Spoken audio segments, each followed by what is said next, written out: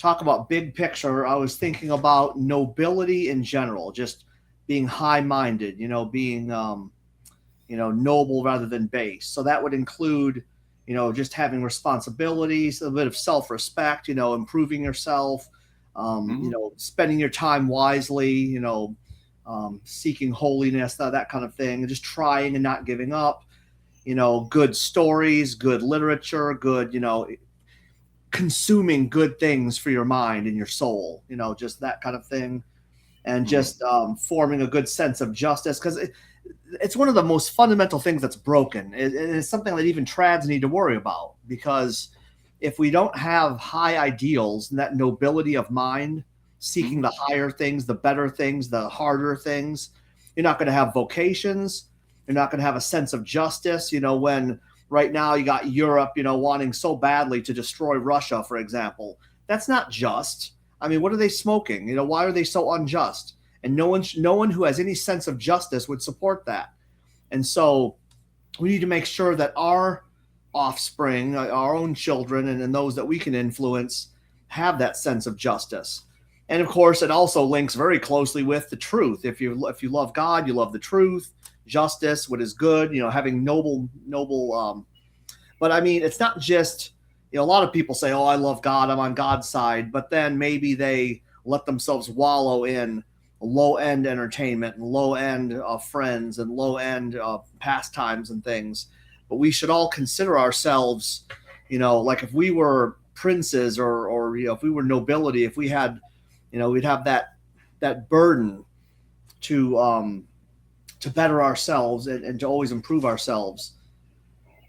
And just pursuing beauty for its own sake. I was watching a few more videos about whatever it was, whatever the deal was with those old buildings.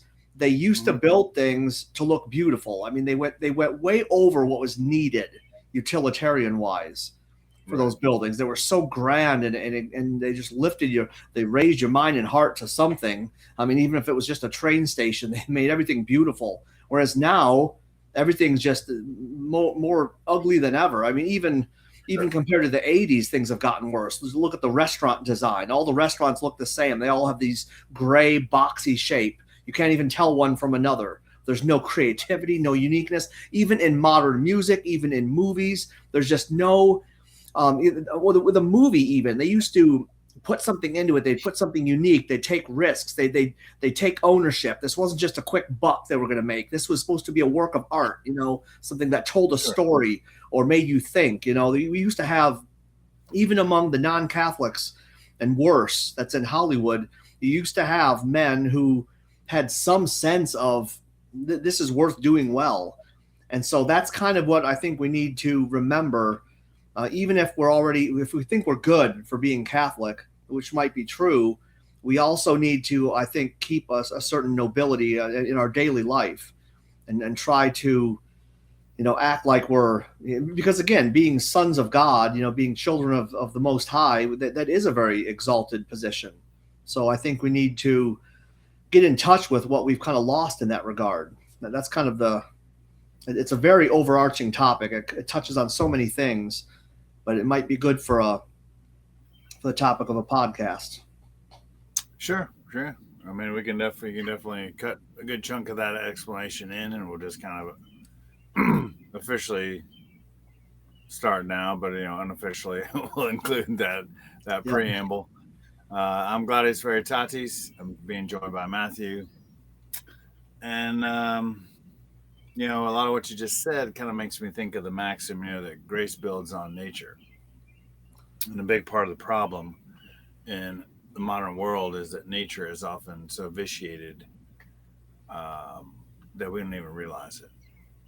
And because we live and work and whatever in this present world, there's so much of disorder and the low level stuff that it's very easy to mistakenly believe that things are maybe more all right than we realize, right?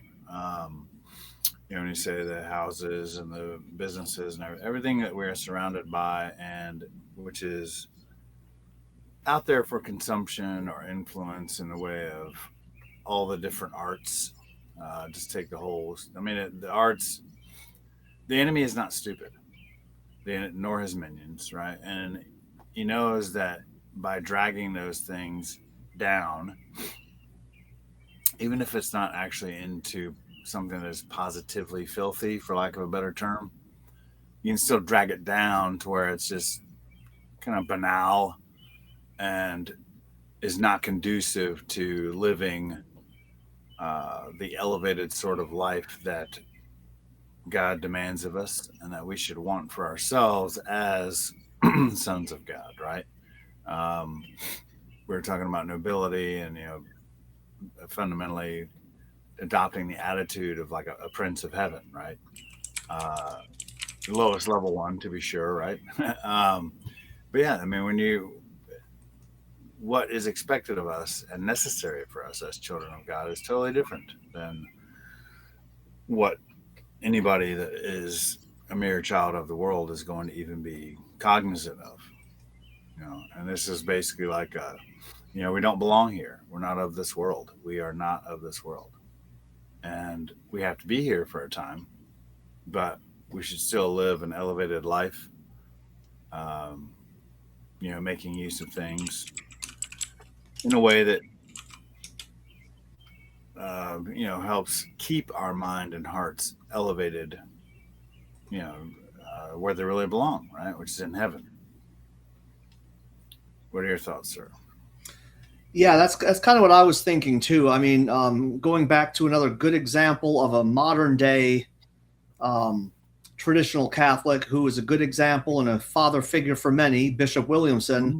He Yeah. definitely believed in grace building on nature, and he compared it with an airplane needing a good landing strip, a good if you bomb the landing strip and you can't land the airplane, that's like you're preventing grace from landing, because God Sure. designed both. He created grace and he created our nature, and they're supposed to work together. So if you can somehow destroy the nature so it isn't even human properly, it's not going to plug into that grace very well. Sure. Grace is not going to violate nature. So, we do have to will to be good. We have to, if you're lousy with bad habits, it's going to be hard to, become a saint. And so that's why Bishop Williamson, when he ran a seminary, when he was put in charge of the Winona, Minnesota seminary for years, I think he was in Mm. charge of the United States seminary for I think 20 years, maybe it was more, but Oh, it was really? a That long long, time. huh? It was the Yeah. longest time. Well, the first two, I can't really speak to them because I think I was at the St. Joseph's in I was at Alameda, Michigan. Is that right? Mm. Armada, Michigan. Yeah, Um, rings a bell. and then they were in Ridgefield. I don't think I have ever been to the site of the Ridgefield when it was a seminary. And then, of Mm. course, the third location, or maybe it was the fourth, was Winona, Minnesota. That's where it was for a long time. And it was a beautiful piece of land. And Mm. his influence on me is still felt to this day, because I picked a place which imitates it as much as possible. I can often Mm. rattle off a list of ways in which my current property, in some small way, mirrors or imitates or reflects my days at the seminary. It's close to a small town, but not in it. It's on a hill. It's surrounded by farmland and cows and Yeah. rural stuff. It has a stone facade instead of the seminary was built out of blocks of limestone. It was like actually stone, but I at least have Mm. a stone facade, and we have outbuildings. The seminary had multiple buildings. We have a church on the premises, although we don't have a daily mass or the blessed sacrament. But we have a library of sorts. We don't. I wish we had a dedicated library with more bookshelves, because that was one of the things I loved having at the seminary. But so those Sure. kind of things. But again, what are all those things? They remind you of God. They keep you isolated from too much distraction and hustle and bustle, because the hustle and bustle of the city is not of God. That's not a good thing, to Sure. raise our minds and hearts to God and think about higher things and think nobly. And so surrounding yourself with noble thoughts all day. The other thing, the seminary had all over its walls, it had works of art, like good works of Yeah. art. the traditional, beautiful. I don't know who provided them, who donated them, but every Right. stairwell, pretty much every landing on every stairwell, every so many feet in every hallway, there was various art on the walls of various Mm. saints. There was one of like the last, I think it was the Last Judgment, where it had all the souls rising up. I think that was a Mm. classical piece there. And so again, that was done on purpose. That was Yeah. calculated that by living in that day in, day out for 6 years, you're going to hopefully have more nobility of thought. It's going to make you think more grand. Because if you go back in time, I think boys had got that easier. They had heroes. This ties in with the subject of heroes. We used to have Mm. heroes. Back in the 50s, boys would have their heroes as cowboys and sheriffs, and then they used to play cowboys and Indians, and of course soldier. They played soldier. And so, again, we're talking nobility, self sacrifice. What does a soldier do? They work hard, they discipline themselves, they become stronger, they fight and they defend the weak, they defend the American way and what is good and what is right. Those are the things that I hate to say, I think we've largely lost that, even among traditional Catholics. I think Mm. traditional Catholics, they stay home from the public school. We keep them away from the social media and the worst influences. But are they getting all of those beneficial things that they got years ago? I don't think they always are. I think there's might be a void. Maybe they're not getting all the evil influences, but are they getting all the chances to grow? I was also watching some videos about what life was like in the 1950s or 60s, how boredom is such a crucial part, because when a boy sits there bored, he then will start doing something. First of all, he's alone with himself, with his thoughts. He has to face himself. That was a critical, very key point. And he would also learn how to amuse himself. He would sit Mm. there whittling a stick and make a sharp point. He used his imagination. He thought about things, and that's something that when I was listening to that, I was fearful that I'm probably not doing the best there, and so maybe some of you listening to this aren't doing the best there, because just because we are keeping our kids away from the sex ed and all the evils going on in public school, all the bad influences with the social media, all the smartphones filled with pornography, all the bad habits all the public school kids would teach your kids, all the many, it's too many to list, all the evils, both among men and women. The blind leading the blind, being raised by your peers. You can't do Sure. that. So that's step one. That is not the last step. We also need some other things like a Christian brotherhood, having friends, good, deep Catholic friendships among men, helping each other, Sure. guiding the younger ones, teaching and sacrificing and working hard. And there's just so much we all need to come together and kind of brainstorm what needs to be done, because to me, that's what's interesting. That's the promise of something like an online forum, whether it's CathInfo or a similar forum, or even just talking in person at your chapel after mass. Mm. That's what's exciting. That's what we need to be talking about, not rehashing the nature of the crisis or how we think the crisis is going to be solved, because I think we've tried and we've failed. I mean, last 50, 60 years, I think we've proven it's not going to happen with a few lay people arguing and talking. I just, call me a doomer, call me black pill, but I just don't see it happening at this point. I mean, the crisis has been going on literally my entire life, plus an extra like 6 or 7 years. Mm. So, I mean, and I'm not young. I'm not that young. Right. So, I mean, Sure. call me crazy, but I don't think we're just waiting for some brilliant layman to come out after mass. I got it. We need to do this. We all need to come together. We need to unite the clans. We need to this. We need to that. I Or any brilliant cleric either, for that matter. Like, Yeah, my old take on it is that uh, we're not solving it. God, I mean, we don't even we don't even have consensus on some fairly important essential aspects of it, right? Therefore, you know, human beings can make a mess. Like, even let's just boil it down, because a lot of the analogies that apply in individual life apply with home life, apply with larger societies, right? I can make a huge mess of my life on my own, so to speak, right? In fact, that's how I make it, right? By acting on my own. What I cannot do is undo the mess in a complete and efficacious way. Obviously, I have to play a part, right? If I've been indulging in certain evil habits, well, I have to stop that. But even the capacity to stop it really is going to come through prayer, and the graces of God. Now, those graces will have their applicability even in physical actions taken for the right motive and all that. But bottom line is, we can make a mess, and we have, of the church, the world, the everything. Um, but I don't believe we can heal this one, and I think that's not news to anybody. And it's basically what Our Lady said at Fatima, right? That if you do what I say, then the world will get an era of peace.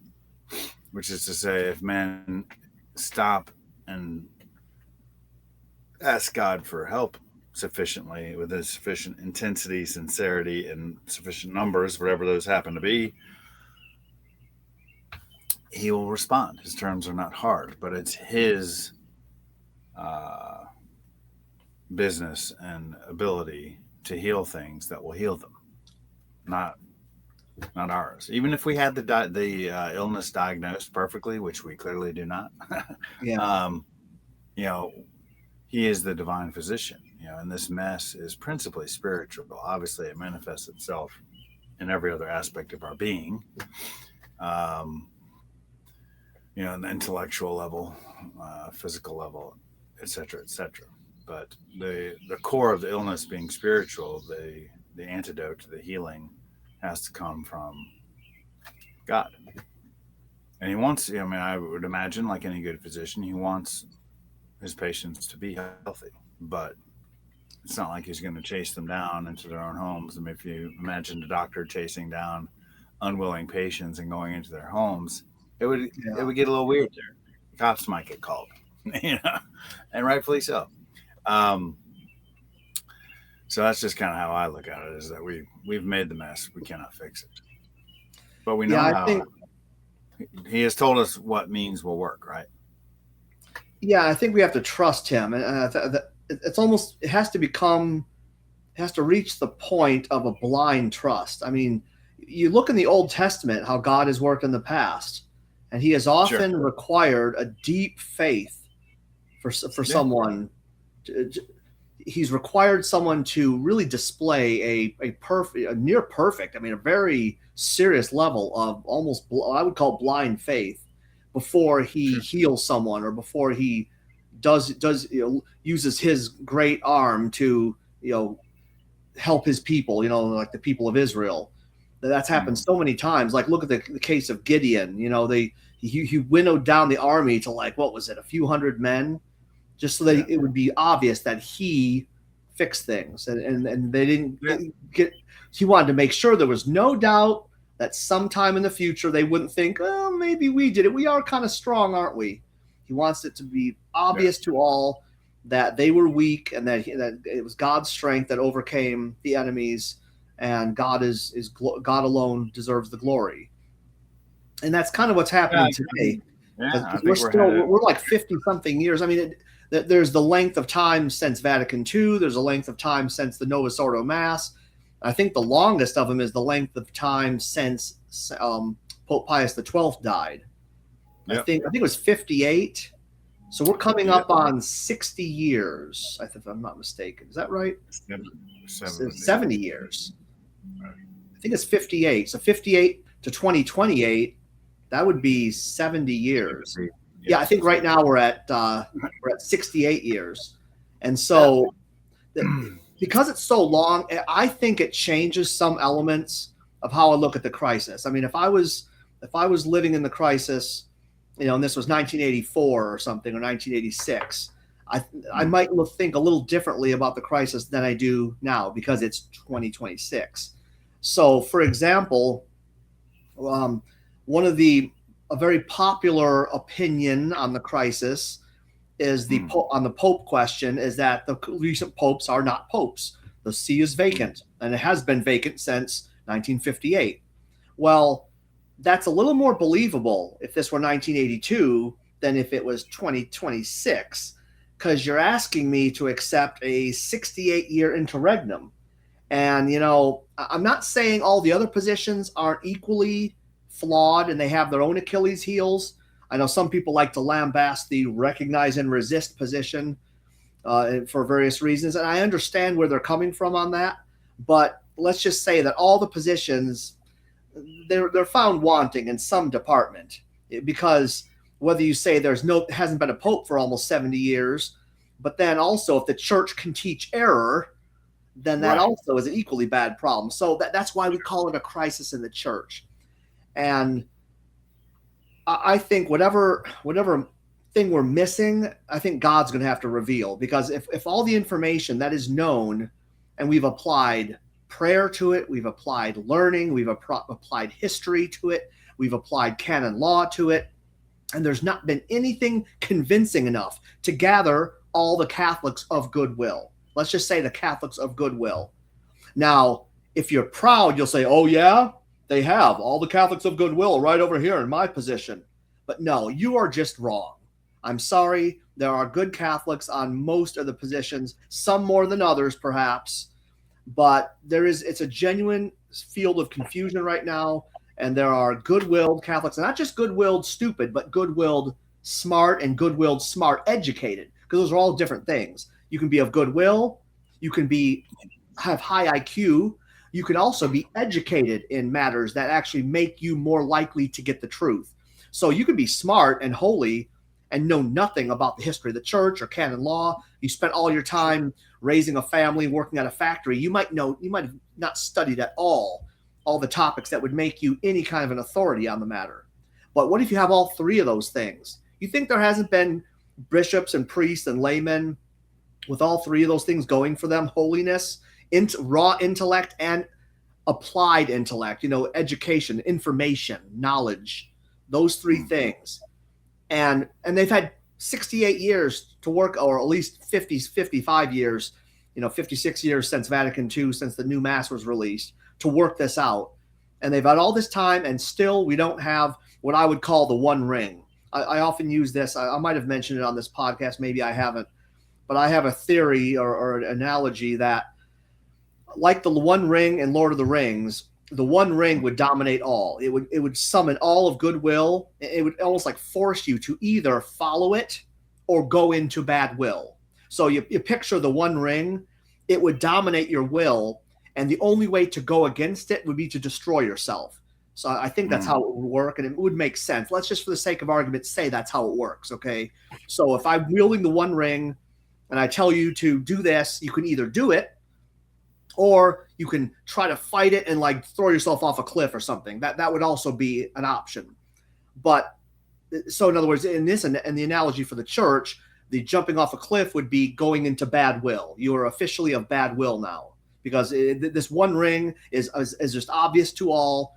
And it's kind of like when our Lord came. When our Lord came, everyone had to either follow him or they pretty much had to go into bad will. You didn't have anyone who didn't follow him that was still any kind of goodwill. He just came along clearing off the top of the fence. Everyone had to drop off on one side or the other.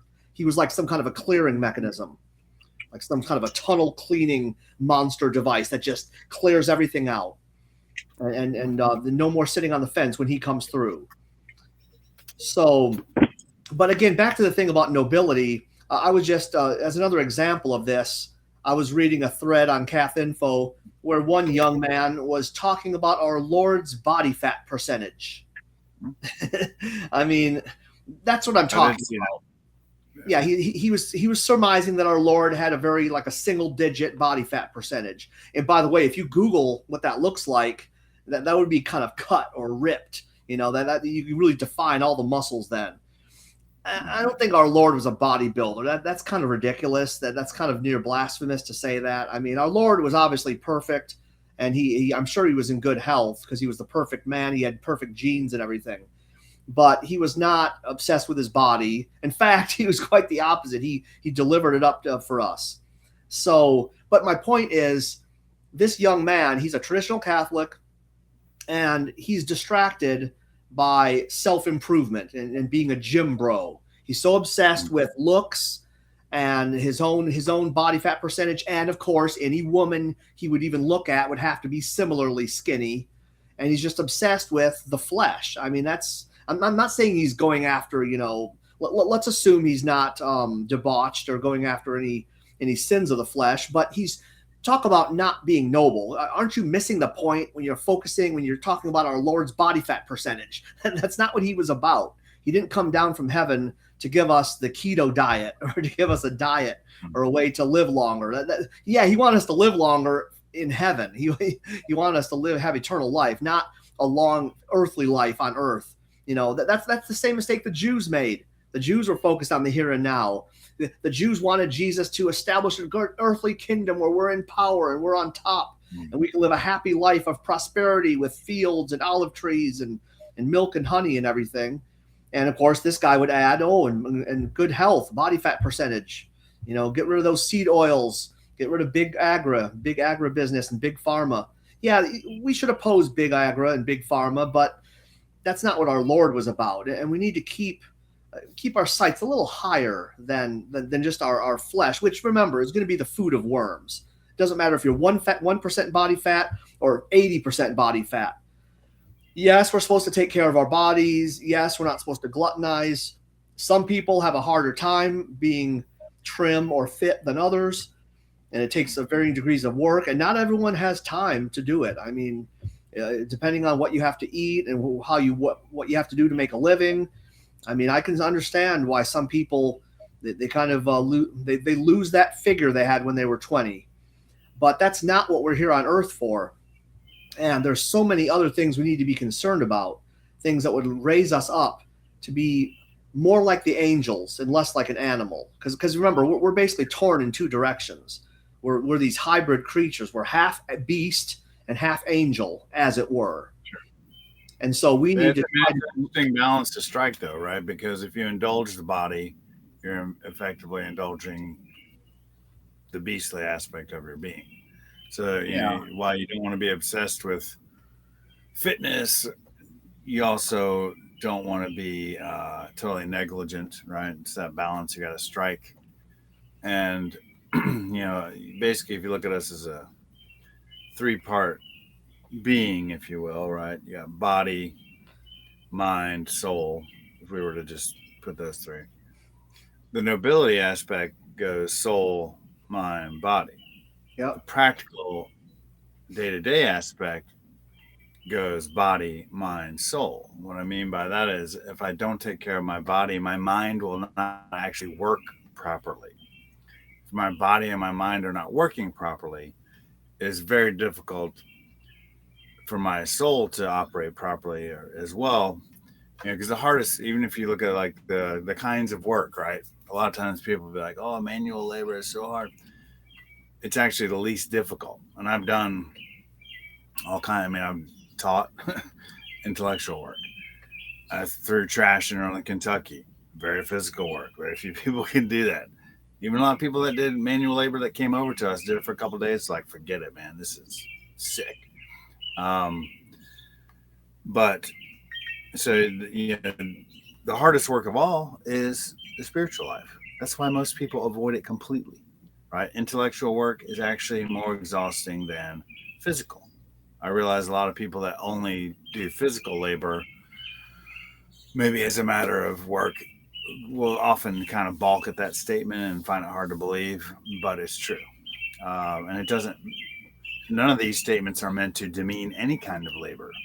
They all have their place, um, and they are part of our existence, and all can be done worthily for our own benefit and to the glory of God, principally, right? Whether I'm digging a ditch or teaching a class or trying to purify my own heart, in the trenches of the spiritual life.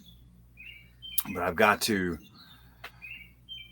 I have a responsibility to maintain the temple. Your body is a temple of the Holy Ghost. Well, I have to maintain that um, with a view to the other things, right? It's when we get too imbalanced in our focus that we look at it more like taking care of the body for the body's sake, right? The body is, we're from dust, to dust we shall return. But while we're here, yes, we should take care of it, largely with a view to the proper functioning of the higher elements of our being. Um, and in that way, it can be a very healthy. You can make the focus more healthy and balanced. Like why do I, if I do work out, right? I mean, I work on my feet all the time anyway, so I don't do nearly as much as I should or I would like to. But if I were to get a little more fit, I would want to do it with a motive to, like bad news is coming down the road. I need to be able to do what I need to do to protect and provide for those that are in my care and whoever else God might happen to put across my path in the coming days, where the fact that I've taken care of myself puts me in a position to help another, right? Whereas maybe if I haven't taken reasonable care of myself, maybe I can't help them, even though it's part of my duty. So there's a balance to be struck in order to be recognized and maintained throughout the process.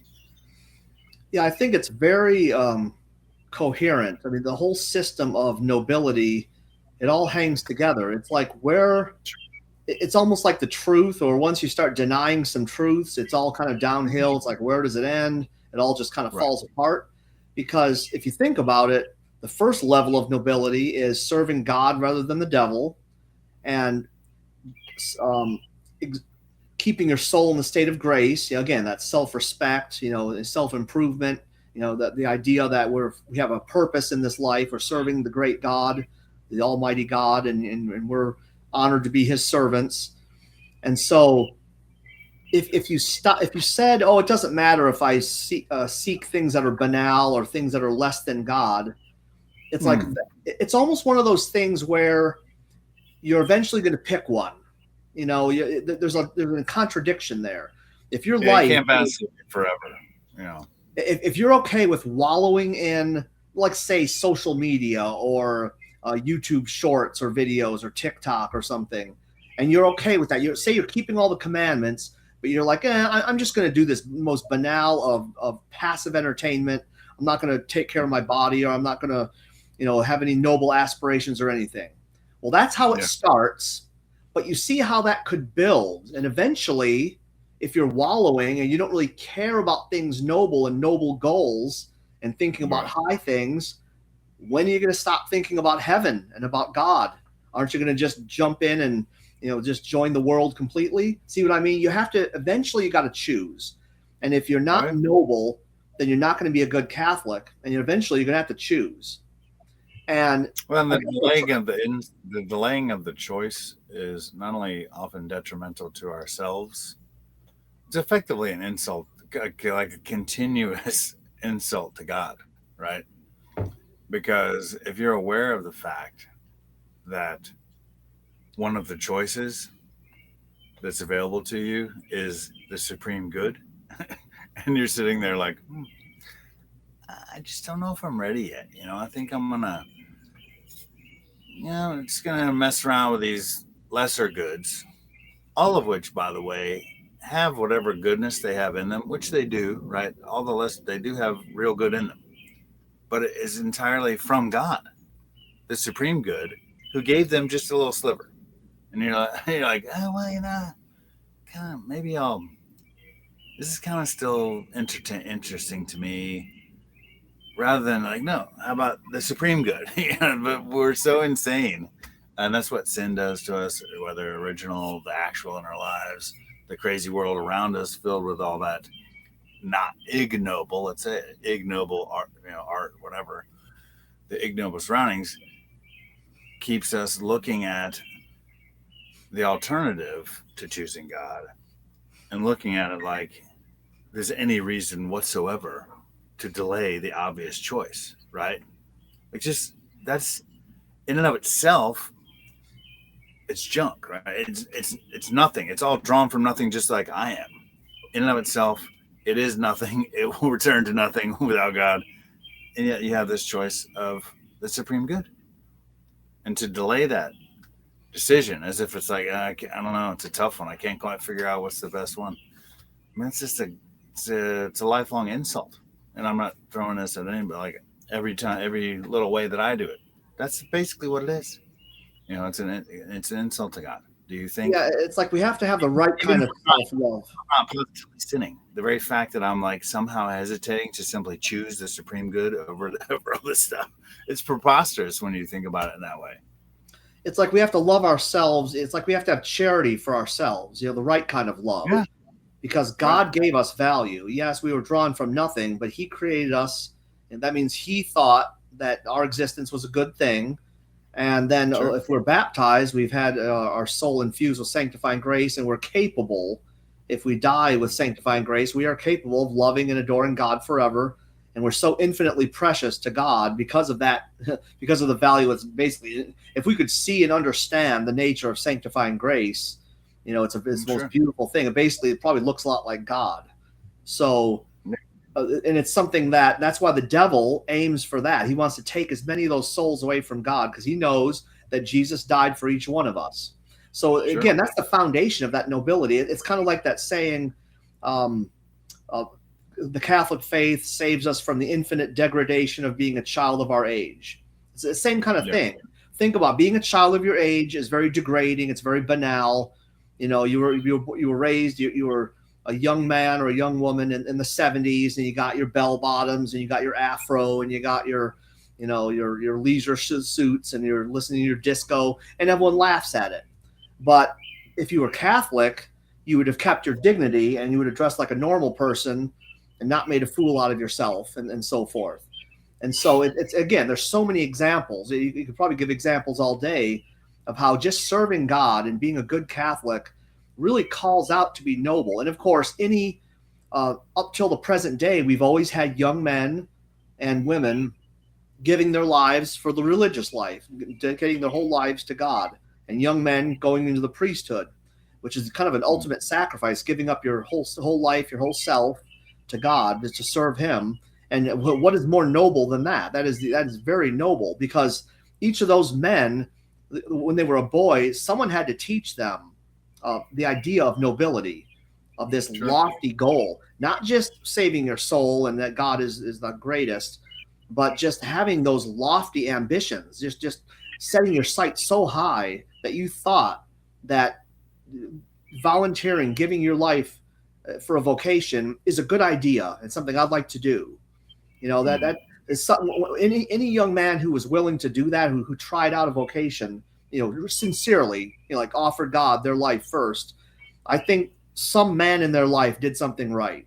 I mean, it might be his dad, it might be his godfather, it might be his grandfather, it might be someone else, maybe all of the above. But someone did something right, and I think for the future of tradition, we need to make sure that we're not just keeping our boys home from the pornography that they're going to learn in school. If you send them to public school, just let me remind you, I'm going to be a broken record here. The average age kids are exposed to pornography now is 8 or 9. 8 or 9. That's a fact. You can go look it up. And where are they getting it? On the smartphones from their classmates. So if you let your Sure. kids hang out with worldly people, non-Catholics, you can kiss them goodbye. The boys will be, hey man, let me show you something, and boom, now he's just been corrupted. Well, You frankly, can't. even if they didn't allow smartphones in the building, or if the specific topic of pornography were not even under consideration, the intellectual formation and training that you get in public school is garbage. It is. Total garbage. You know, I mean, we interact with the people that are the product of that all the time. We go to the store or whatever, and it's just trash. Don't bother with it anymore. Yeah, it's the schools have dumbed things down, and of course, you could also get into the topic of all the modern errors. So the modern error of scientism. Sure. By teaching each one of the people in their classroom that we're all just a cosmic accident, we're insignificant. There's trillions of other planets, and we're just one of them. And it doesn't really matter what you do, because come on, you're just what are they? Ventilated meat bags. Ventilated, you're breathing, and your big bag of meat. That's all you are, and you're an upgraded monkey. When they teach kids these things, of course, it doesn't matter if they go debauch themselves, ruin themselves. What does it matter? In 100 years, no one's going to remember you anyhow, and it's all over when you die. That's what they're teaching kids. So see, they want these kids. Hard to have a noble kind of an aspiration, right?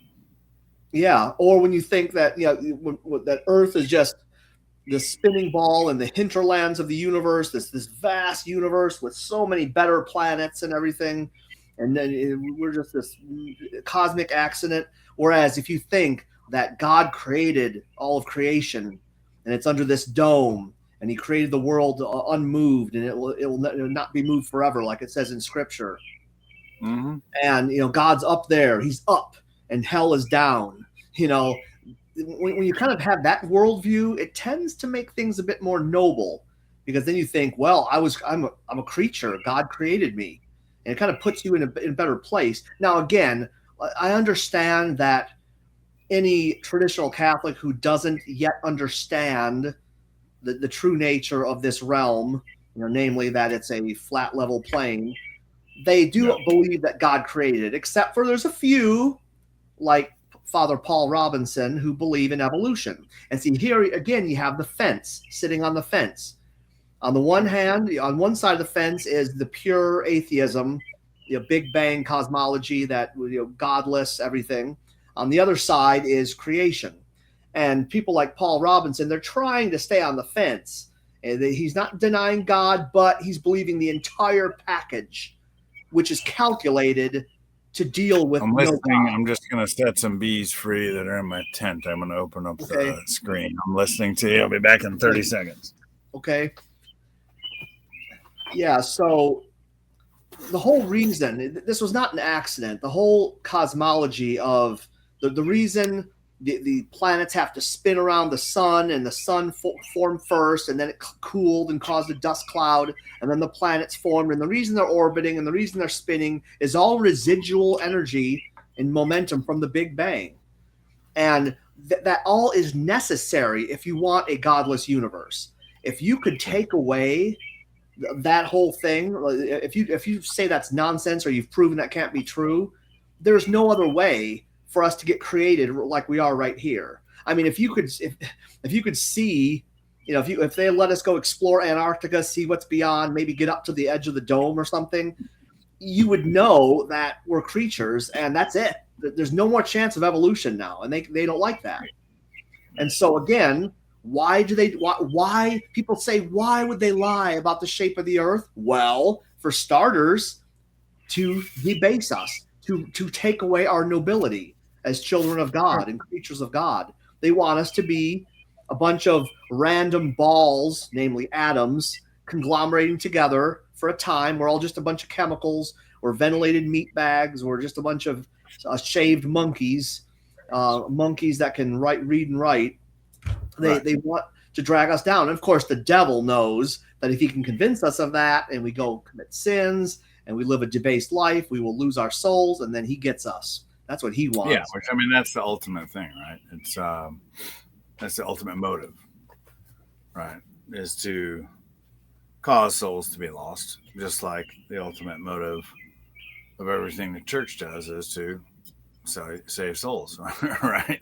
Yeah, I mean that is the end all be all motivation for both sides in this battle. And see, also having that ultimate nobility, having your eyes on God, and having the right mindset of what we're about will save you from many traps. Because you see, there are many men who are partially noble. The nobility kind of, it's something men have aspired to just about as long as women have aspired to be pretty. Okay, it's just one of those things that their nature wants. Men, maybe it's their ego, maybe it's pride or something, but they want to be famous and well known, and they want to do great things. They want to be great. And see, there's some of that is good, because if you're great for the right reasons, if you want to be great because you're serving God and you're serving the greatest of kings, that could be harnessed to be a good thing. Well, for example, there's a lot of men alive today who perhaps are interested in war and fighting and being a soldier or serving their Mm. country, defending their country. And so they sign up or they go join the military. And so are they noble? Well, partially, yes. I mean, they are to some degree, they're self-sacrificing, they're disciplining, they think that as they understand it, they're doing a noble thing, defending their country and all this. Of course, you and I know that they're basically fighting for Zog, Zionist occupied government. Yeah, their country's gone. There are no more countries.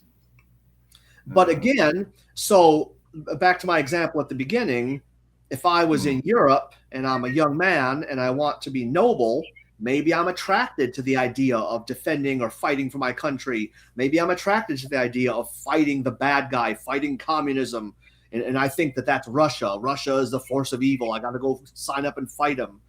But see, so you seem like you're being noble, but if you have the right nobility, you got to take it up a notch. Look at God. Look at the big picture. What do I see happening?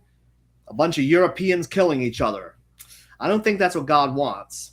I think someone's playing us like a fiddle. I think there's some other agenda at play. And see, that is what my mind is seeing. My mind is hopefully up a couple notches from that young man I just mentioned. So I also have noble aspirations. I think in terms of what God's point of view, what God wants, how God would see it. I keep my mind on a very high plane. And so that's how we need to look at things. It's not just chasing off after every scrap of nobility or being high-minded, being high-end rather than low-end or based. Because, I guess we should talk about what is nobility. It's having high aspirations, it's aiming high, it's having high ideals, being idealistic, going after the hard thing, the difficult thing, what's good, what's good for others rather than just for me, building a civilization that you won't get to enjoy or planting a tree that you'll never get to sit under the shade of, that kind of thing. It's being noble-minded. And then, of course, the opposite would be being based, being base, not based. Being based is good, but being base, where you just kind of wallow in the earth, wallow in the mud, just kind of, the highest thing you ever think about is food. That would be extremely base. You're a little more than a pig then. You're a beast. Right. I mean, not the good kind of beast either, because a beast is considered a good thing now. Oh, he's a beast. He's really attacked. Keep using these words that have like base versus based, beast versus beast, But Yeah. it is sort of funny how everything is so fluid in a quote unquote living language, or to put it better, a dying language. Dying versus dead. Yeah, it's at this stage, it's like, self first, instant gratification first. I mean, that's kind of, the absolute worst element of, our being. And that's exactly what has to be, subjected to reason, and then reason subjected to faith, and that's how this very real and important part of our being gets elevated, gets ennobled, right? Because I can use the same body that I can use for sin, for even just indifferent things, but that are low. It's the same body that I can do basic chores for, but with a much higher motive. I mean, I forget. I think it was probably Abandonment to Divine Providence that talks about, the day-to-day life of the Blessed Virgin, for example, was probably not all that different from anybody else of her time in terms of like just the different duties. If there's a meal to be cooked, she cooked it. If there was a floor to be swept, she swept it. The entire difference was interior, and it was why she did what she did and for whom, right? And so, and because of her elevated station, I mean, in sweeping the floor of their little house, she's objectively meriting more than we're ever going to merit in our entire lives. But that's a function of the intensity of her love. And it's something to be grateful for, even though I can't reach the same level, it doesn't mean I can't imitate it and reach the level for which I was designed and God intends for me. What do you got there? Yeah, I always feel bad when I'm pulling this up while you're talking, because then it's like, it's almost like I'm No, no, supposed to it's look fine. at that instead of listening to you. But yeah, this is kind of what I Probably mean. should, they get more out of it. But the thing is, even the excuses, we talked about this a little bit last week about this. What's the deal with the 1800s? I was listening to some more about the 1893 World's Fair in Chicago. Yeah, Apparently, now again, I haven't verified this, but apparently they paid extra labor because they insisted on breaking up all the stuff inside into little pieces rather than right. apparently Yeah, that whole thing's demolition weird. most demolition teams make half their money from salvage. They haul the stuff off, they resell it, they fix it up, Right, they right. reprocess it or whatever, and you can use the Makes part to sense. make Yeah. other buildings. But this one, they supposedly paid. First of all, they were hired to bulldoze all this stuff and destroy it. It was supposed to be wood frame with staff. I don't know how to spell that, but it's like some kind of a plaster mixed with jute fibers mixed with concrete or something. It's supposed to be some temporary building material. That's what they claim. These ridiculous number of buildings were made of. I mean, like mind-bogglingly large and mind-bogglingly Yeah, supposedly it all went up within what, like 2 years or something. years, and full-grown trees. There was full trees there around, and the Yeah, I mean, ground was not even I don't pretend disturbed. to know what happened, but that's a load of baloney. And Chicago itself was only supposedly even like founded in 1833, which is only 60 years before this. Something I wish I knew what the truth of that was, but here's the thing: even if their best excuse why look if you look at the picture, look at these gorgeous buildings. Why Hmm? is it that in the turn of the century, when they destroyed all these buildings, they built things to replace it, to upgrade it? It's all Right. ugly crap. I mean, why is it that we can't have anything beautiful anymore?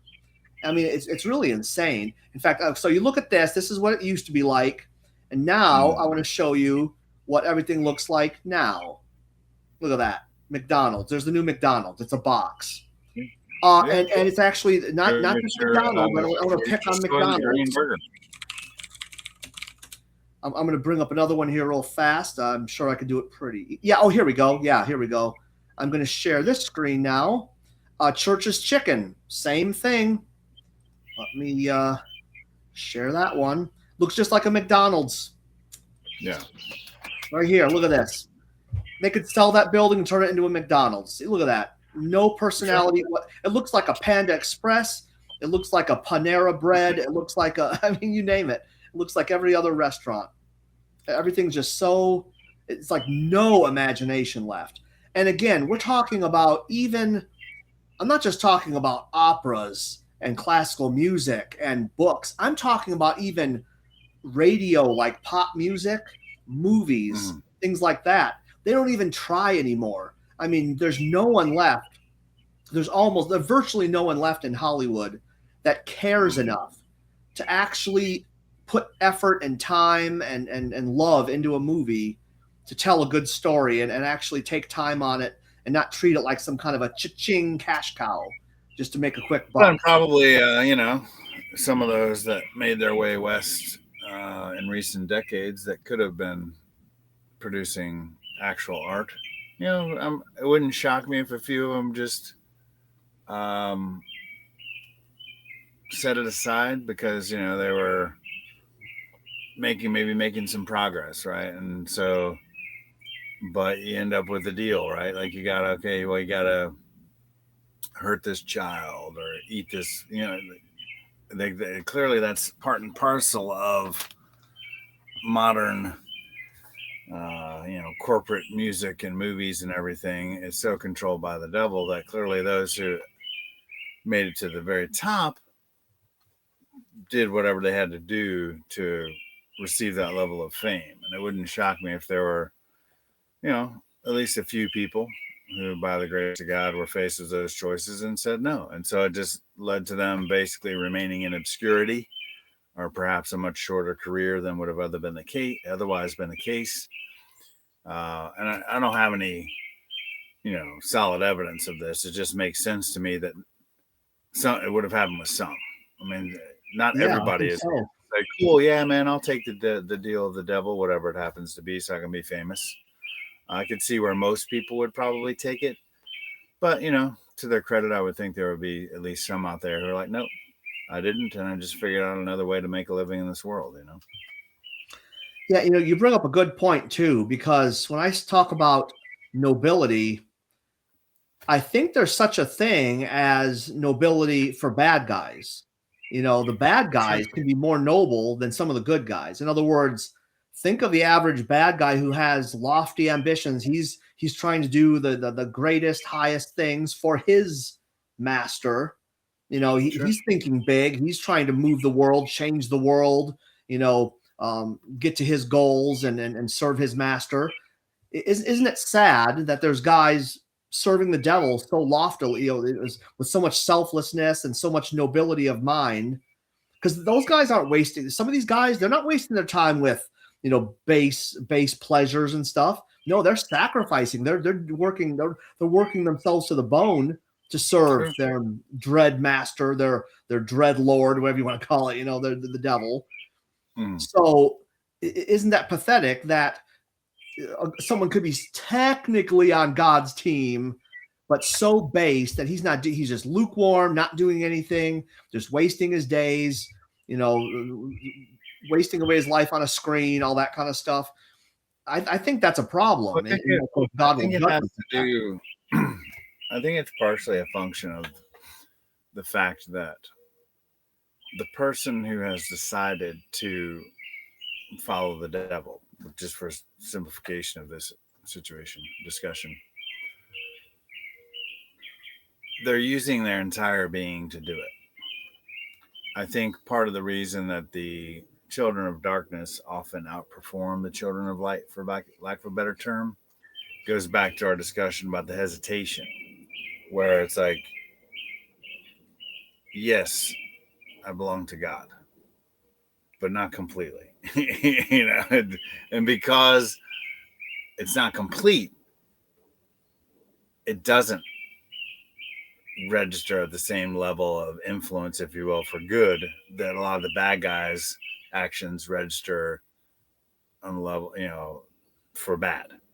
Just because they're all in, they're all in, Yeah, and most of God's children just aren't. Um, and I think that's a big part of why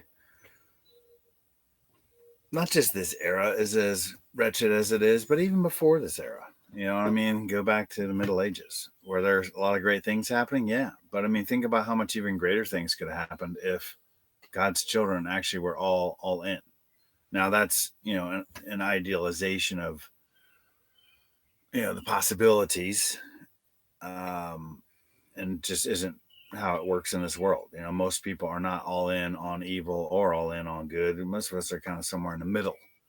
And that's why the world just kind of vacillates between eras that are healthier and areas that are less healthy, um, yeah. I because of mean, which group that's all in has got the attention and the influence on the bulk in the middle.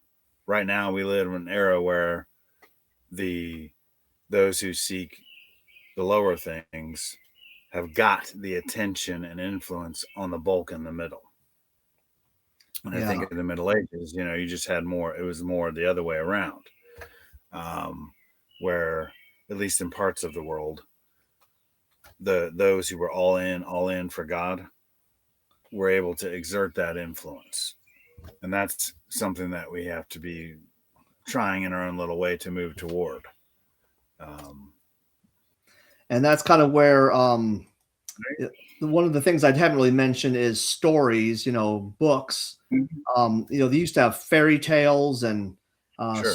now I know Saint Ignatius of Loyola. He used to read these knight stories of chivalry and I Yeah. don't know. I guess I haven't read those stories. I know he left them behind when he converted, but there's Mm. something to be said, especially for boys, reading about basically learning how to be noble. because a book like this is written by I think she might be a Catholic. She's related to Susan Peake, so Mm. I think she's related to her. At least she knows her. So I Yeah. suspect we just finished this book with the kids as kind of a read aloud, Okay.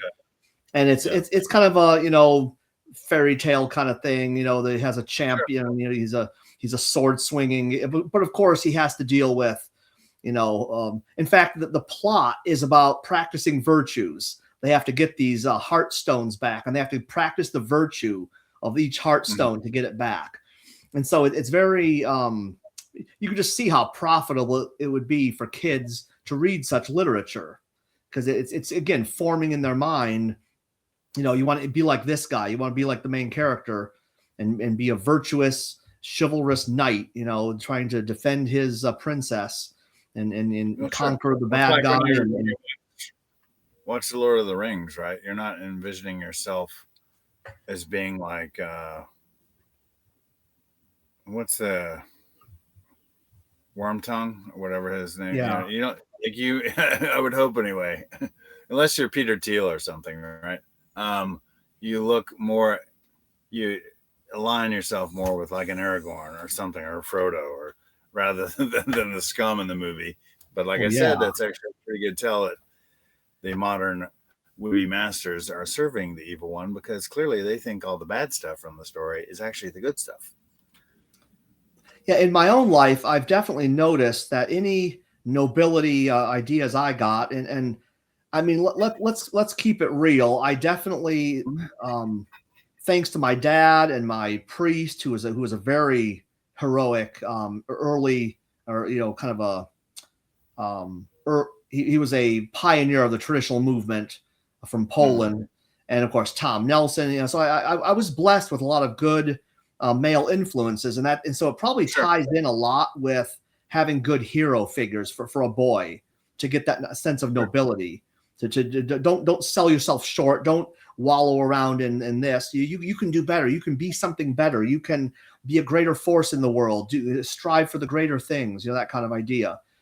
And so, just right off the bat, I want to say it's not about puffing myself up. It's more about acknowledging God's grace, and acknowledging the good influences I had, from all these men. And so, because I also can't deny it, because I did go to the seminary for a few years, and like I said earlier, any young man who tries out a vocation now, I think Archbishop Lefebvre said it's almost like each vocation is a miracle now or something, because the world is so stacked against it.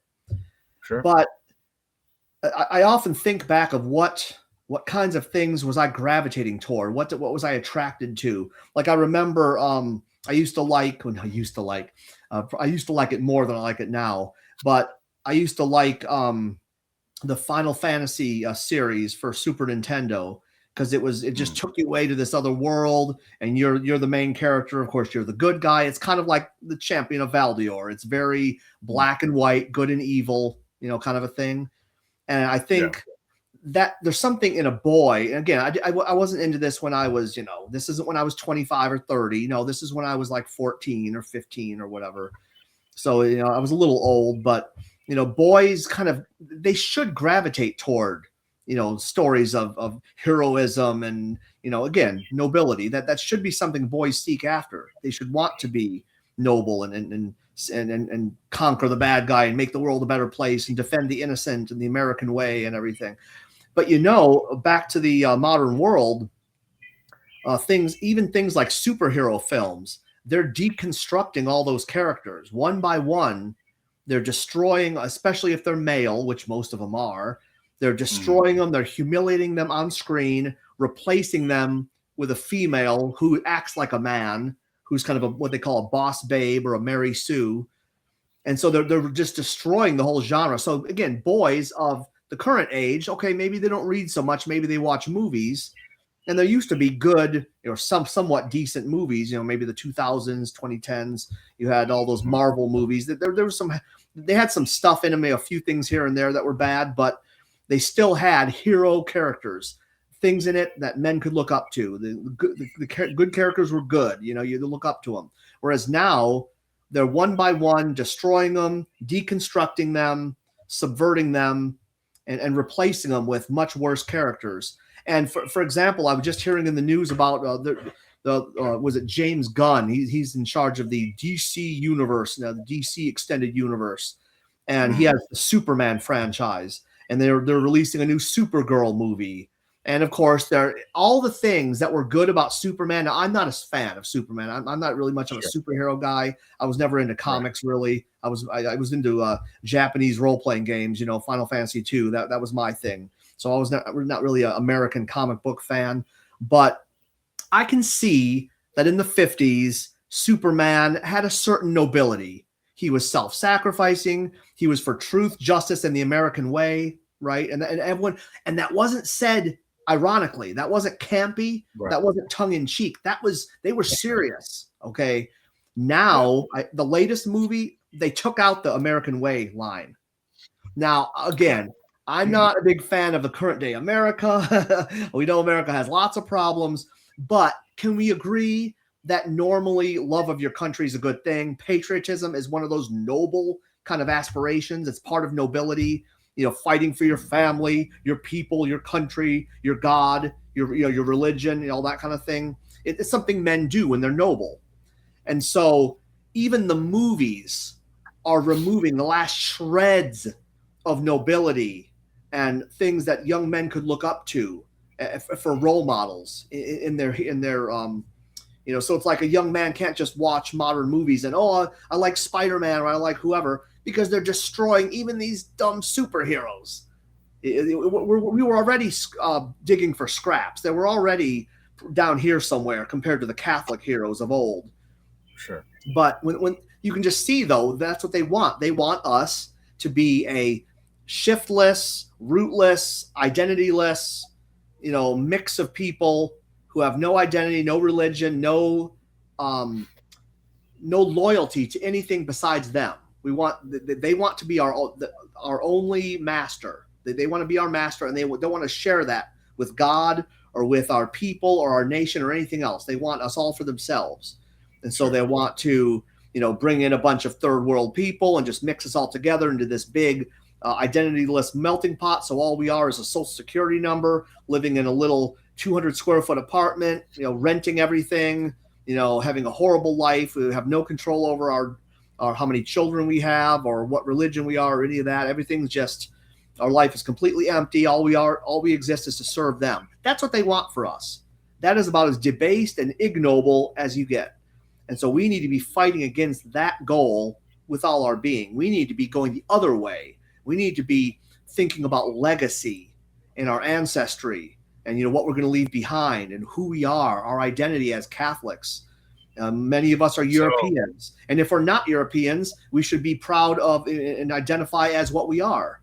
And right. because so many nations have a Catholic population, if you're from Asia, for example, you're not just from Asia, you're one of the Asians that converted to the faith. So you Right. are a Chinese Catholic or a Japanese Catholic or a Korean Catholic. you know that's part of your identity. You can be both. The Catholic faith is for everyone, but let's be real. God did not make us all to be some sort of a all blend into one, like some kind of a factory production. When man makes something, he makes one of them times a million. It's just everything's the same. That's not how God creates things. Just go open your window and look out at nature. The birds aren't all the same. The bugs aren't all the same. The rabbits aren't all the same. Nothing is the same out in nature. And men didn't even make things like that until pretty darn recently, right? Exactly, Uh, like I showed you with the new buildings for the restaurants. And so and we need to fight against that. one of the key things uh, that can help, put good thoughts in one's mind, right? I mean, obviously, we know the benefit of prayer, um, good reading, and it takes me back to what you mentioned about Saint Ignatius, right, and what he read before he converted. Okay, well, part of his conversion was what? Being laid up for a good stretch of time because of an injury in battle, and he busted out the lives of the saints, if memory serves, right? Isn't Yep. that? I mean, there may have been some other things involved, maybe some actual saints biographies, but if I recall, it was the fact that he was cooped up for a while, basically with the lives of the saints. Um, Obviously not Butler's because he was before then, but you Yeah, and they know, weren't tan books either because tan books but wasn't around yet. nah, and I mean, I actually purchased within the past, I don't know, probably 12 to 18 months. I don't know. It wasn't all done at once, so I could only buy what was done, and then I slowly added the last couple. But I think it's from Loretto, maybe. Anyway, they reprinted like the 1833 version of Butler's Lives of the Saints, which is quite a bit more material than found its way into the standard one, even that was being printed, say, in the 50s and 60s. And not that that was bad. I mean, but I find it kind of interesting and cool to be able to get your hands on the full version um, that simply had fallen out of being reprinted. But there's stuff in there for every single day. And yes, a lot of the saints are familiar. A lot of them I never heard of, but still, and a lot of them the accounts are pretty brief and all that. But just a constant presentation to your mind. You know, if I'm not seeing a noble example, like you say, whether it's in my house, out in society, in film, or reading, which both of which, by the way, would be entertainment sorts of things, recreation that I choose to take in. But that's where I get, you know, and have to constantly receive images and inspirations toward taking a more, noble approach to things and trying to walk that path of nobility. Because A, it's a very hard one to walk, so we need the power of example. B, almost everything when we leave the house and enter the world is not that way. So we have to bring that to whatever it is that we're doing. But the best way for me to do that and have a fighting chance is to constantly present those things to my mind, which is precisely why, right, you meditate on the life of our Lord, right? The whole idea is to Yep. constantly put before your mind and heart his example, right? Because that is the perfect, most elevated example. But it's one of those things where it has to be done every day. Even if I did it, really well for a decent amount of time yesterday or 10 days ago or a year ago, it's not going to continue to bear the kind of fruit that I need um, and bring me to the place that I need to be unless I keep doing it and going ever deeper into that mode of thinking and way of life. Yeah, it's like you are what you eat, and that includes mentally. If whatever you're Yeah, consuming for your yeah, mind. yeah. And I felt the tug of when I'm watching something. If I'm Mm-hmm. watching you know, whatever it is, whatever channel or whatever thing, Yeah. if you're putting it in your head for more than an hour a day, you find that it bubbles up. It's going to come out. Now, I'm not, obviously, if it's something really bad, it's going to be bad things coming out. It might be the way they speak, or it might be the way the thoughts they're having. You're going to be thinking about those things, or whatever it is. But it definitely, Mm-hmm. so many times when I've read like a spiritual book or a Catholic Sure. book, within a day or two, I end up using something I just read. Like Right.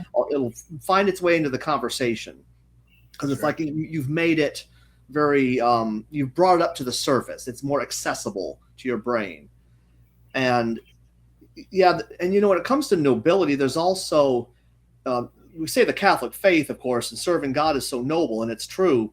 But each of the teachings under that are also noble. So, for example, I was just thinking the topic of marriage or Mm-hmm. finding, Catholic marriage is a noble thing. It's the opposite of base. Down here with base, you have hookup culture, right? We all know what that is. The exact opposite of that is Catholic matrimony. One man, one woman for life, sacrificing for each other, and having the children God sends to populate heaven. That's about as that's a very noble aspiration. That's very high minded. And Yeah. so, but I again thinking back myself to when I was younger, like a teenager or a young adult, um, Mhm. there was a lot of quite a while where I did not know where I was ever going to find a decent Catholic spouse because my little chapel I had already kind of tried. I gave it a good try with a handful of women that were at my chapel, and they all rejected me. So then I'm like, what am I going to do? But even if I was, when I unfortunately was looking at some non-Catholics, there was something Yeah. in me that just instinctively knew that marriage was serious business and you Sure. can't mess around. It's like whenever I was with the wrong girl, I was always thinking Mhm. I felt bad. I felt kind of depressed or I felt sad because I did not Yeah. see my mom and my dad in that. I didn't Sure. see a real Catholic relationship there. And so again, that's why you have to form those noble aspirations. If your kids are raised to think that marriage is this noble thing for a man and a woman who both love God and they're going to have children and you get married in the church, then if you step down to date some girl who's not even Catholic and you see Right. how she's not Catholic, she doesn't think like a Catholic, it's all going to rub you wrong. You're going to be you might try not to see it. You don't want to think about it, but you just have this bad feeling that it's not going to work out. And see, that's a good thing. That's preserving you.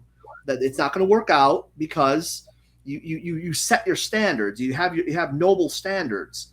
And that's not the only thing the Catholic Church does for us. I think there's probably other areas of life, whether it's your job. The Catholic Church would probably frown on doing something that makes society a worse place. Working for Moderna or something. Making the next clot shot. Sure. That's instinctively frowned upon by Catholics because we have nobler aspirations than that. We know that God didn't make us. Have you ever thought of that? That old expression. Do you really think God made you to play video games all day? Like because some people think, oh, I'm going to play Twitch streaming and I'm going to make money as an influencer. It's like, did God Mm. really create you from nothing because he needed someone to play video games online and make money that way? No, I doubt it. I think he has better plans for you than that. That kind of thing. And Sure. again, where do you get that answer from if you don't have that first idea that God made me for something? And so you have to Yeah. have that nobility of soul. But yeah, I think I think we're coming up on the time here, so we should You probably. are. And sorry, a second ago, there was the bee that I was seeing earlier had come down a little lower and was not successfully exiting the tent. So I stood up and trapped him with a little coffee mug thing and a piece of paper and set him free just because, especially in the modern world when the bees are under attack, I try not to leave any of them trapped in my tent if at all possible, just because I need their help and I want them to fulfill their purpose that Yep. God has put them on this earth to do, which will glorify Him and hopefully help us pollinate some flowers and some veggies. We got a little garden going out there. I actually stopped on the way home. I work out of town 5 days of the week, and so when I drive home, I pass some places. Sometimes they're open, sometimes not, because it's early in the morning. And stopped and got about $200 worth of some seedlings, just because we already got some stuff going, but wanted to get some more things that were a little further along. The growing season is not necessarily as lengthy up here as it is, say, down where you are, Yeah. uh, and that's all right. Um, so, anywho, definitely got to keep the bees operational as much as possible. Um, yeah, I mean, we're here. We are here for a purpose, like you said. And I mean that's something. Obviously, our enemies don't want us to even reflect on that little fact, right? It's a dangerous fact for their plans, right? Because if people actually truly internalize that I am here for a purpose. Okay, well then if you're not sure what that purpose is, well then with all your being, you're going to try and find out, well, what is that purpose? And if you find that out successfully and you act upon it, it doesn't take a whole lot of that to happen to just all of a sudden cause a real problem for what they have in store for us, which is to sit, like you said, as basically purposeless, mindless um, meat suits, or how Yeah, did you put and that? as you were saying, Like, sometimes there's some doubt in what specifically God's calling us to. But if we have the principles, the principles of goodness and sure, truth, always doing what is good, always doing what we think, we're trying to know God's will. Because, like in sure, the example of that book I posted the link to, the Champion of Valdior, yeah, uh, that hero, he was good. Of course, he was strong and he wanted to protect the weak and conquer the world for good and protected his princess that he was defending and everything. But at times, he didn't know what he should do, but at least he was going to do something that was in line with his principles. So even if he sure, got it wrong a few times, he's not going to be that guilty. At least he was doing his best, and that's kind of how we all have to be. We're serving God. We know we know the principles, never deny the truth, always do what is good, never commit, don't willfully commit a sin. Now, does right, that mean we know exactly what we got to do today or this week for, in our lives? No, we oftentimes have to figure it out. What does God want me to do? What does God want me to do for a living? All those kind of things.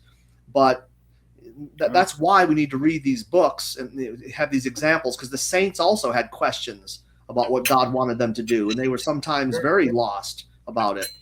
But at least if you know you're serving God and you have the right principles, you can use those principles to help you decide what is the most important thing right now, or most important thing today to do.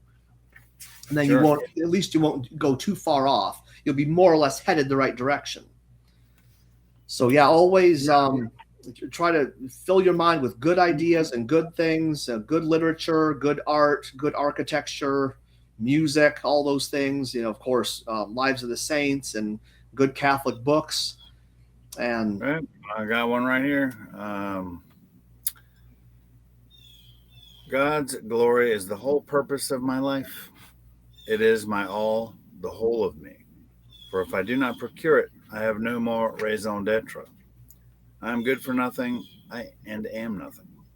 Let us hear together the conclusion of the discourse. Fear God and keep his commandments, for this is all man. Ecclesiasticus. This is all man. How, asked St. Augustine, can we put a more wholesome truth into fewer words? Fear God and keep his commandments. This is all man. can't top that. All right, my friends. Until next time, thank you for joining us, and keep us in your prayers, and we will do the same for you.